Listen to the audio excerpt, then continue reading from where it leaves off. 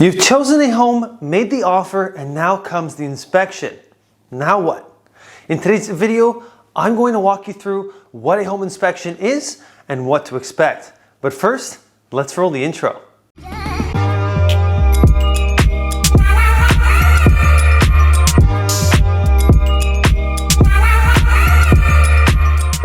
Hi everyone, Josh here, and before we start, I just want to remind you to hit that subscribe button and turn on the post notifications so that I can continue to make more content like this in the future. Home inspections are a very common part of the real estate process. And once you've found the perfect home, it's important to have a qualified home inspector visit the property with a trained eye and point out the defects an average person may not be able to catch on their own. Of course, as you most certainly know if you've done a home inspection in the past or if you will be having your first, no home is perfect. However, the main reason of having the home inspected is to, of course, avoid any major issues, but also to prepare yourself for any future repairs needed or unwanted surprises. Now let's imagine you're purchasing your first property. Here's a little tip on how you can find a great home inspector. A common mistake for many buyers is hiring the first inspector they come across or choosing a family friend who dabbles in construction.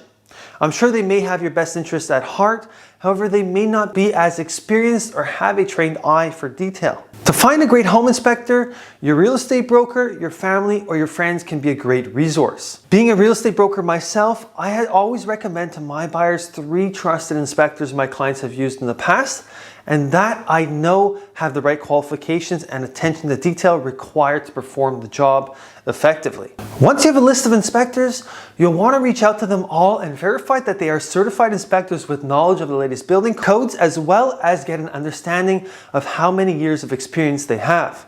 Plenty of experience isn't everything, especially if you're dealing with someone who is outdated, but it does help to know that they do have a couple of years under their belt. Referrals are always a great way of finding a good inspector because if you trust the person and they've had a good experience with the inspector, then it will likely be a similar result for you. Now that you've actually chosen and booked a home inspector, what are the next steps? Well, in almost every case as a buyer, you'll want to be present at the inspection. The buyer's broker as well as the seller's broker will also usually be present. As a seller, you can also be present, although it may depend on the buyer's or the inspector. It is always a good idea to at least be available in case any questions arise throughout the inspection. On average, a typical home inspection takes a few hours for an average sized home. I've personally seen them range between 1 to 4 hours, depending on the size of the property and the severity of the inspection. They'll also typically run you between $500 to $1,000 in Quebec, depending on the property and scope of inspection. Before the inspector begins the inspection, notify the inspector of any pertinent issues already known or concerns you might have. This will allow the inspector to pay closer attention to those particular areas of concern throughout the inspection. During a typical inspection, the inspector will inspect and review the entire visible portion of the property and structure. More particularly, inspectors will usually inspect the following. On the exterior of the home, they will verify the general condition of the property, the roof, the gutters, the foundation, the garage, as well as the sloping around the property.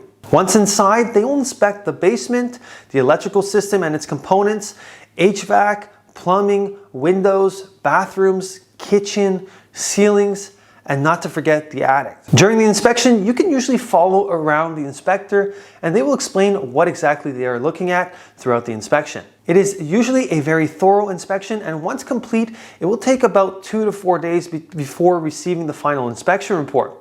In the report, it will mention broken, defected, or serious issues with the property. If it doesn't, your inspector is not doing their job. If the inspection turns up major issues like a large mold problem or foundation crack, the inspector may recommend further expertise. Once you receive the inspection report, you may be overwhelmed with the amount of information. And that is why it is so important to follow the inspector around on the actual day of inspection. During that time, the inspector is able to clarify which issues are in need of immediate repair and which issues can wait. Don't forget, it's normal and expected for there to be issues during an inspection. After all, you're not buying a brand new property, and therefore you shouldn't expect one. After reading through the inspection report, reach out to the inspector or your real estate broker if you don't understand something. Unlike what many believe, home inspections are not just pass or fail. There are many nuances, and sometimes they reopen the door for negotiation. After an inspection, you have three choices.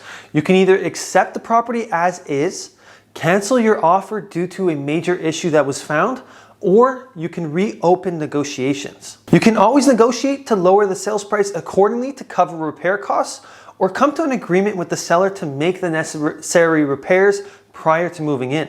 You should discuss your options with your real estate broker and decide what the best course of action is from there. Hopefully this video was able to provide you with some more insight on home inspections. Remember, when buying a home, focus on working with the right professionals that have your interests at heart, and everything should work out fine. If you've made it this far, I want you to let me know below in the comments if you plan on doing a home inspection on a future purchase and how much it typically costs in your area.